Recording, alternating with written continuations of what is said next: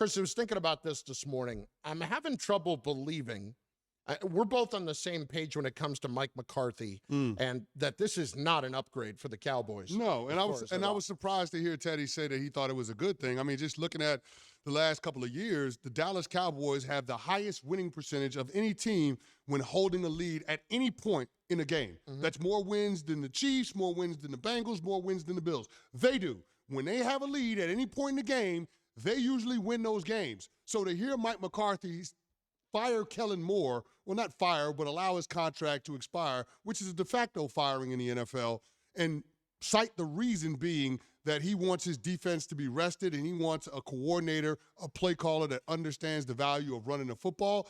To me, that's just mind-boggling. The goal is to score points and win games. Their offense under Kellen Moore has overwhelmingly been able to score a lot of points. You know what that does? That makes a good defense a great defense, and a great defense a championship-level defense, because now the opposing offense becomes one-dimensional. They got to throw to catch up. That plays to the strengths of the Dallas Cowboys defensive unit under Dan Quinn. So I don't understand the logic behind it, and you couple that with the issues that we've seen with McCarthy from game management standpoint, the usage of timeouts, situational football, and then also the turnovers from Dak, I just think they're poised to have a year where they take a step back. Well, the bigger problem for me, though, with all of that, is you are asking your defense to once again win you games. And I think it could be putting more pressure on the defense, even though McCarthy, in hoping to improve the offense, is thinking he's going to be doing the opposite. And if I'm the Dallas defense and early in the year that offense is struggling a little bit, I'm going to be looking around like, what exactly are we doing here?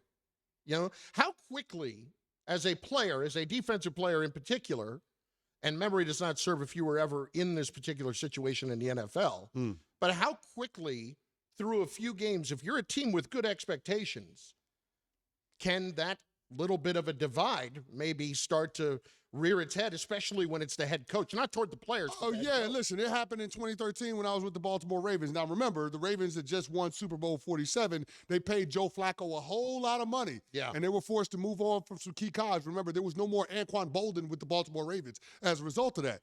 And the offense struggled that year. And I remember guys on the defensive side of the ball, Terrell Suggs, all those key cog players, looking around saying, hey, guys, what the hell is going on? Like, it became that type of situation. Now, the team didn't splinter, but those tough questions were asked in the locker room about what are we doing? Why aren't we able to have the same kind of success as we did the year before? You know, it's funny. I was just going to say, I trust the Ravens culture to handle that more than the Cowboys. Well, all I'm simply saying is this. When you score more points, you give yourself more margin for error. As a defense, it's a lot harder to win games 10 or 9-6 than it is to win games 27-21. You see what I'm saying? The more points your offense is capable of scoring, the more margin for error you have as a team. When your offense doesn't put up a lot of points, guess what? Any one mistake can beat you. You're asking your defense to play a near flawless game. Near flawless performances. We know in today's NFL, year over year, defense and turnovers are the two toughest things to replicate.